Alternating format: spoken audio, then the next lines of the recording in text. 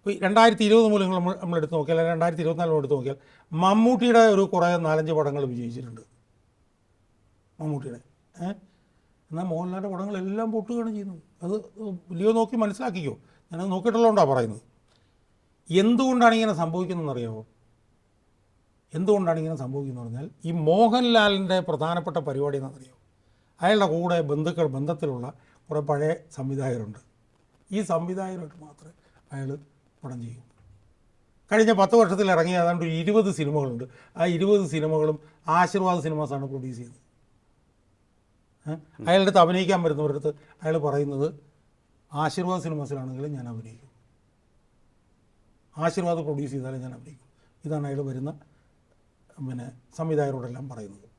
അയാളുടെ പടങ്ങളെല്ലാം പൊട്ടാൻ കാരണം 90% പഴയ സംവിധായകരാണ്.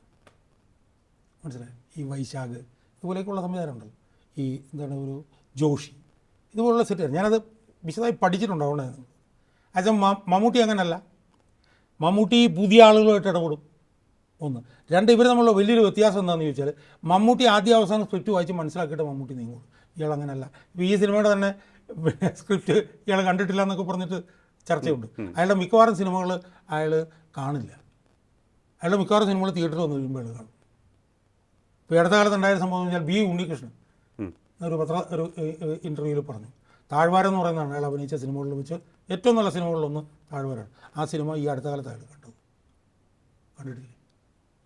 ഈ പൊട്ടത്തരം ഈ എമ്പുരാനിലും സംഭവിച്ചു.